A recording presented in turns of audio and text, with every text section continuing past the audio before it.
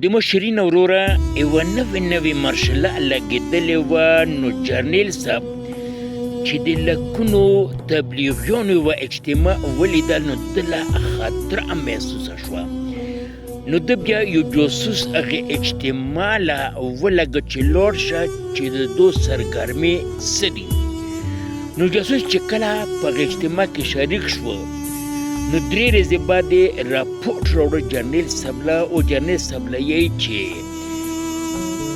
د ده نه تاله هېڅ خطره نشته، نه خو دو د ژوندو څه خبرې کوي و نه د ظلم خلاف څه اواز اوچتوي.